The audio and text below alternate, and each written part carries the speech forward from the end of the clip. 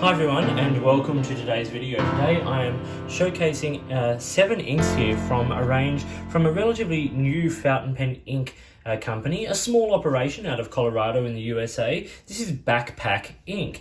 Now here is, you see, Backpack.ink, run by Eric there. Now Eric is a chemist, and Eric's son got interested in fountain pens and wanted affordable ink and asked his dad if they could make some. So now they make ink out of their basement, as I said, in Colorado, and they produce these.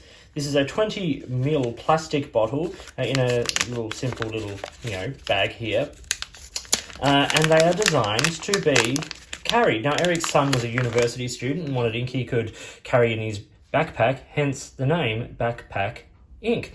And so the company was born, and they're doing really lovely things. Conventional fountain pen ink with a couple of really lovely properties, but also smart ink. Smart in terms of the packaging, it's recyclable, it's less easily damaged than some sort of glass bottles and things like that. It's also at this size very transportable and very also affordable to produce. So there are actually 8 colors. There's a black as well, Reykjavik Black. They're all named after a city. The black is a fairly sort of standard black from what they tell me, but they sent me 7 colors here to show you. Now this is a Rhodia 80-gram pad. I'm also going to show it to you on Tomoe River, but I wanted to run through the colors.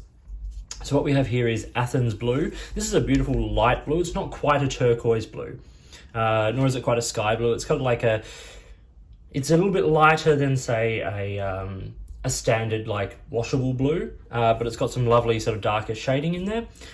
London Navy is a sort of a blue-black navy color with hints of sort of green and gray through the shading. It's a really lovely color. I'm excited about this one, quite excited. Moscow Red has sort of orange and pink undertones through the red, but lovely shading once again, and a little bit of gold sheen on that one. Amsterdam Orange, could you get, these are all very cleverly sort of associated colors, the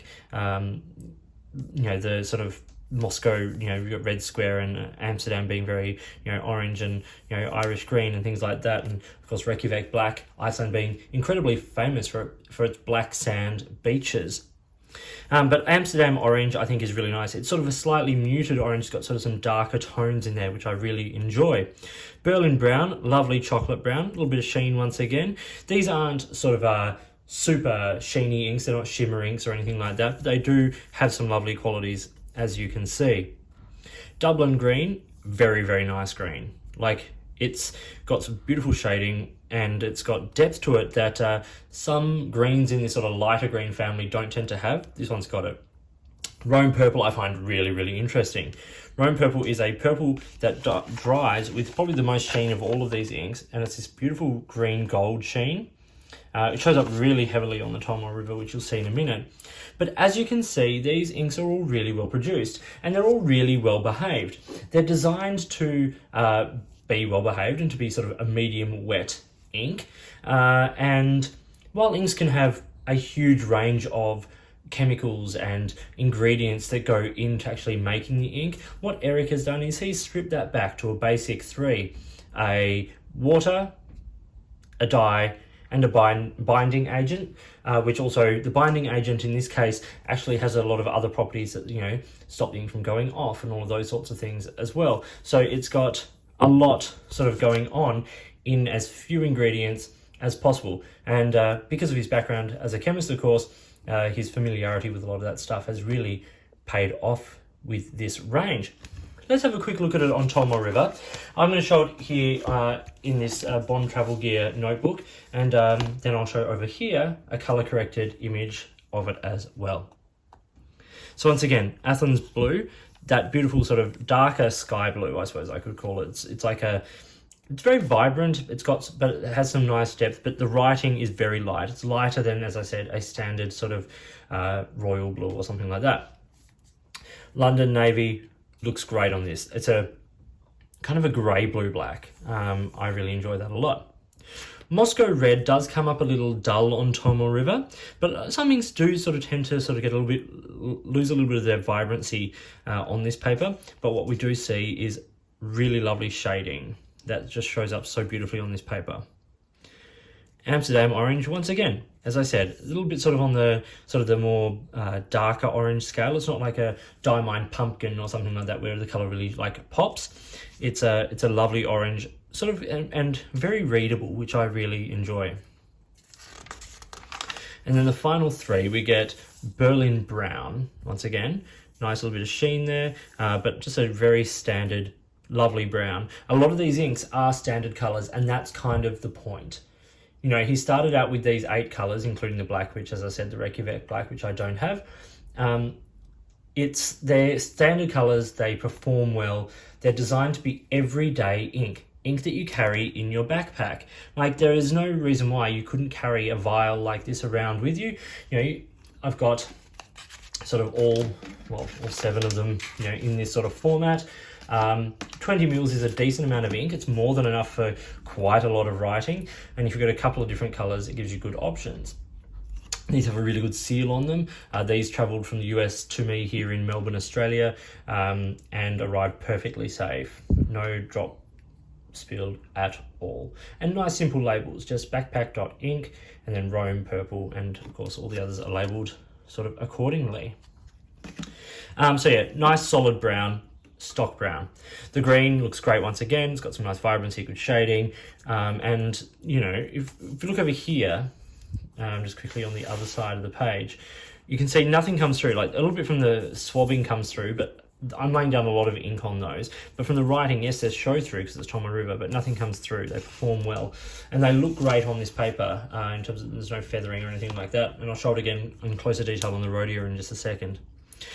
Then we get the Rome purple once again, which is just, that sheen there is unbelievable.